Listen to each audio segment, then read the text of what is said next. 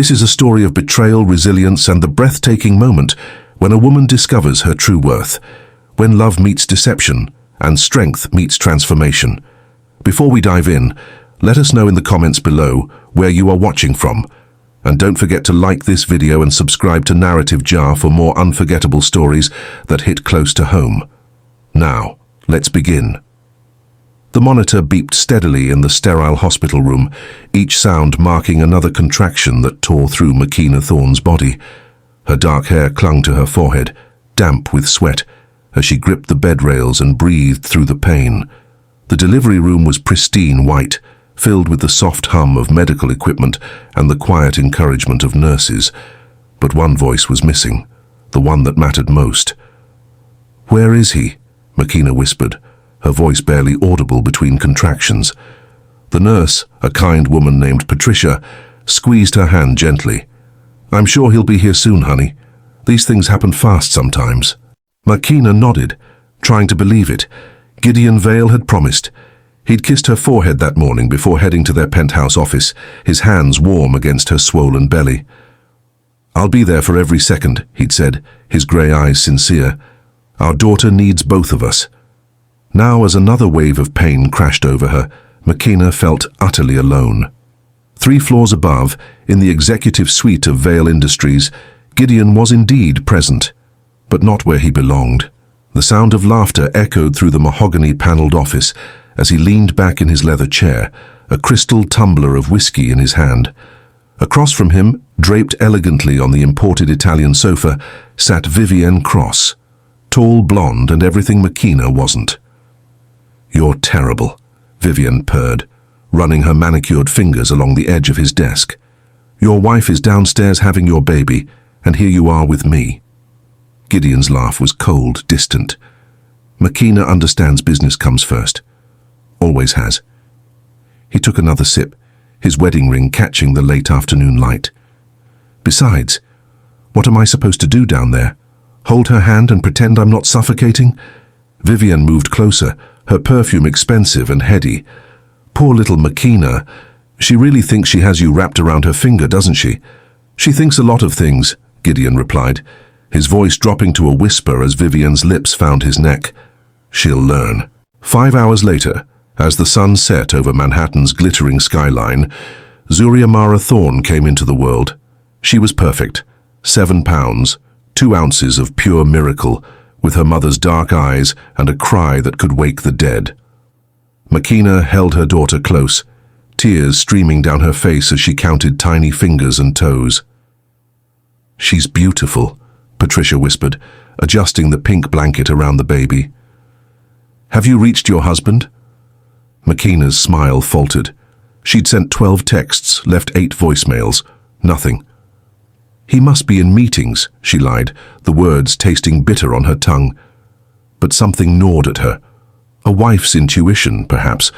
Or maybe it was the way Gideon's assistant had stammered when Makena called the office earlier, claiming he was unavailable, but unable to explain why.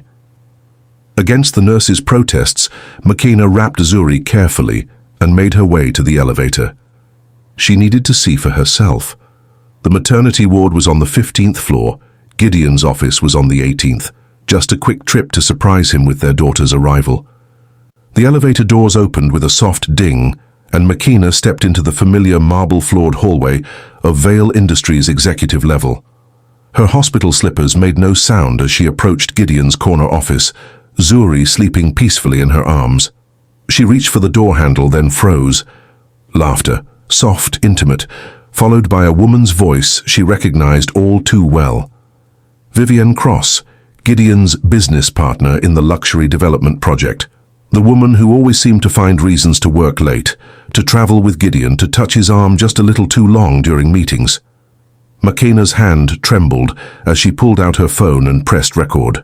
The voices became clearer as she stepped closer to the door. "Telling you she's so naive," Gideon's voice, thick with alcohol and cruelty. "Thinks this baby will change everything, make us some perfect little family." "And will it?" Vivienne's laugh was like broken glass. "Please, I married her because she was safe, predictable, good for the image. But now?" A pause, followed by the sound of movement. Now I have what I need from her. The kid will secure the family trust, and I'll have my freedom. Makena's breath caught in her throat. Zuri stirred in her arms, making a soft, cooing sound. What about after? Vivian asked. When she finds out about us? She won't. And even if she does, what's she going to do? She has no money of her own, no family, no real friends. She's nothing without me. The recording continued for another minute. Kisses, promises, plans for weekend getaways, while Makena recovered from childbirth. When she finally heard enough, Makena turned and walked back to the elevator on unsteady legs. She didn't cry. Not yet. Back in her hospital room, Makena sat in the darkness, Zuri sleeping peacefully in the bassinet beside her bed. The recording played softly through her earbuds, each word a fresh wound.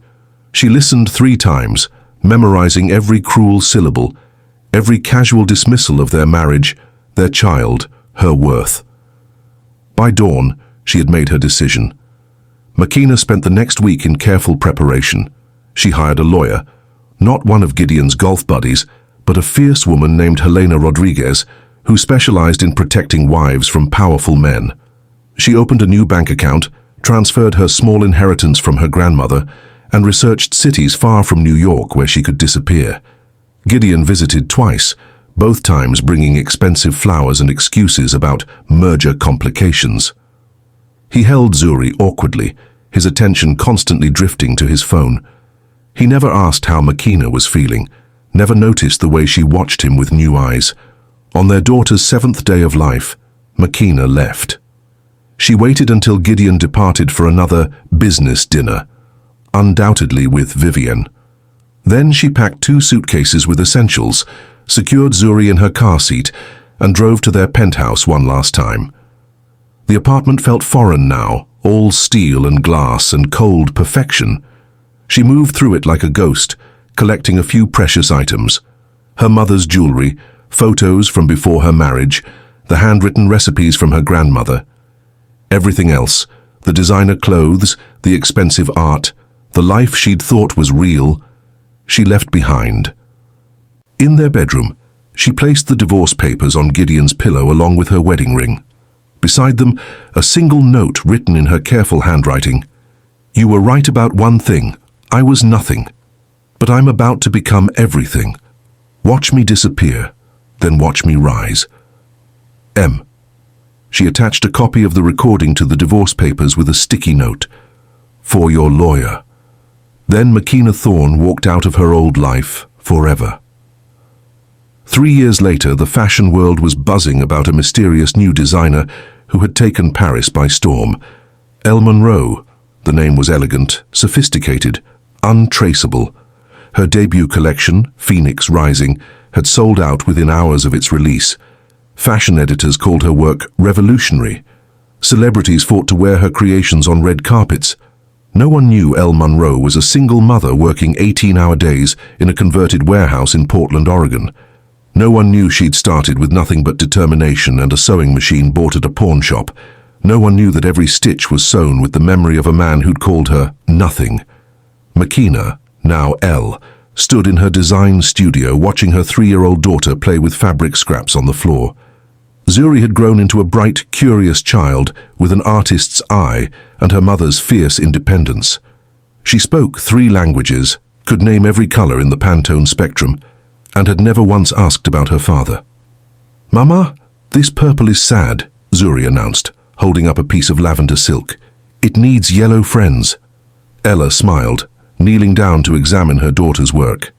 You're absolutely right, little love. How did you get so smart?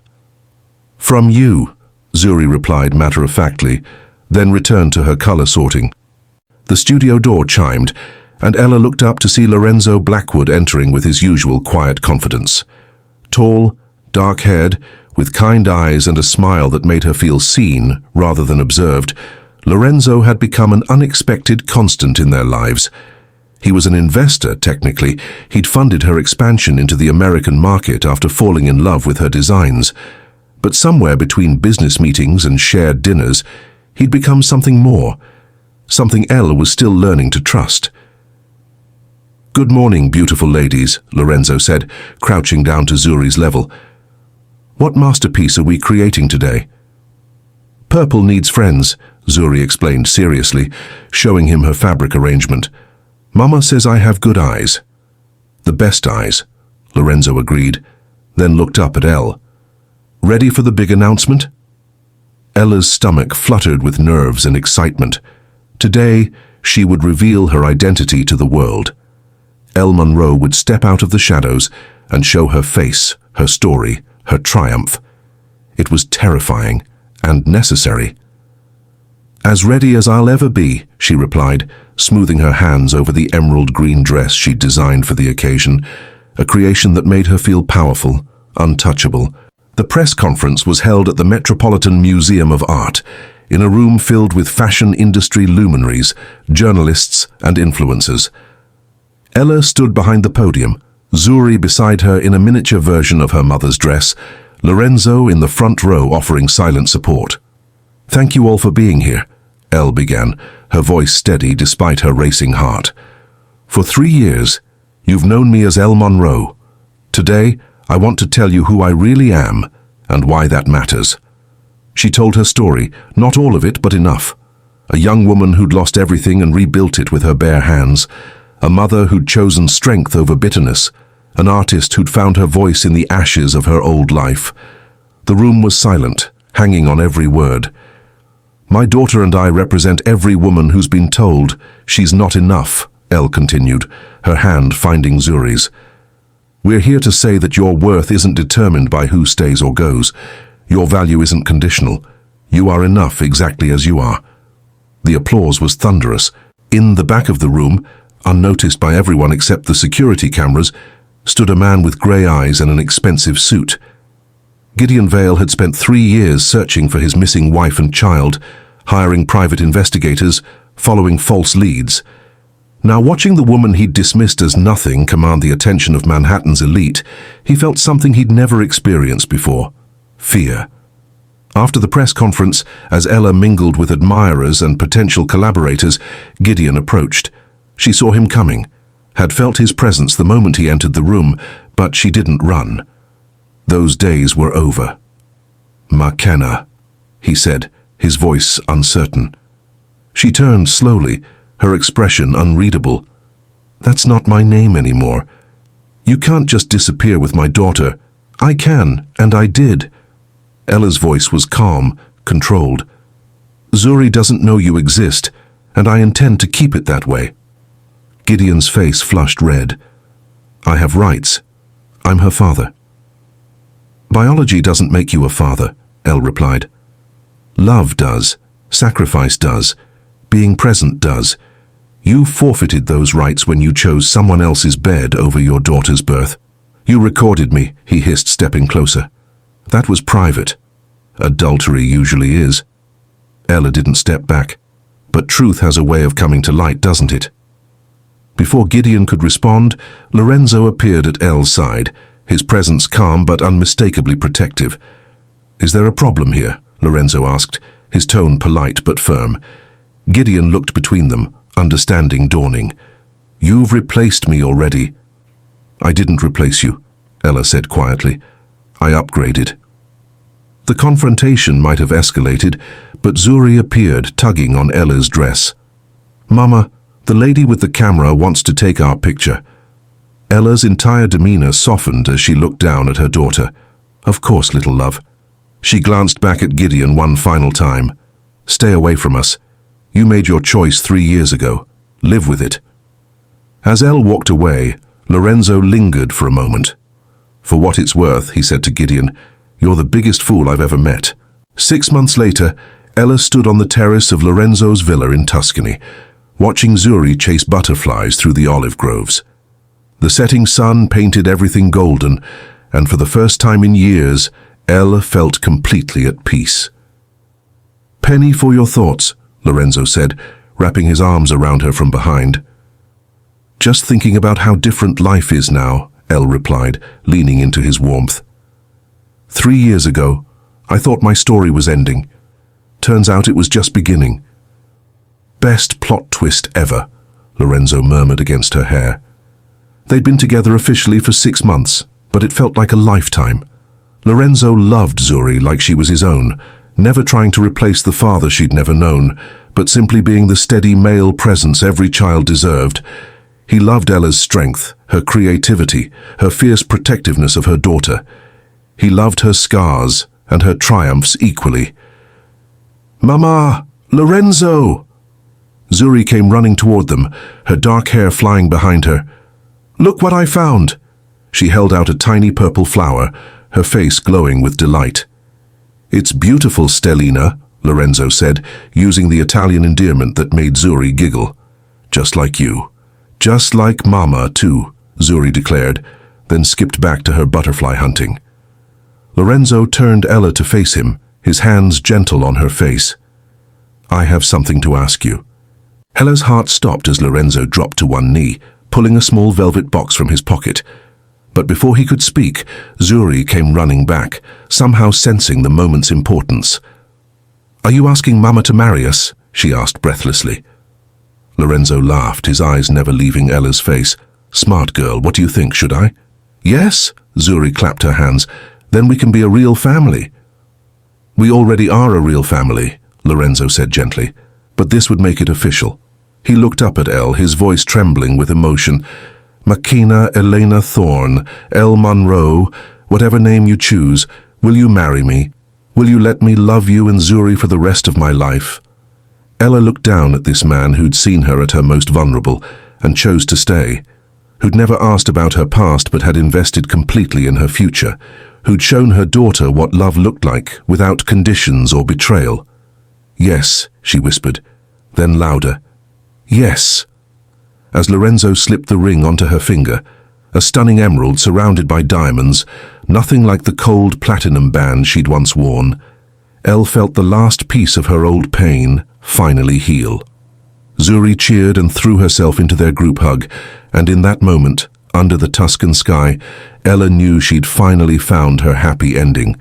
Not because she'd been rescued, but because she'd rescued herself. Not because someone had given her worth, but because she'd discovered it within. The girl who'd been called nothing had become everything she'd ever dreamed of being. And the best part? This was just the beginning. Some stories start with heartbreak, but the most beautiful ones, they end with a woman who knows her worth, a child who knows she's loved, and a man who sees both as the treasures they are. Sometimes you have to lose everything to realize you had the power all along.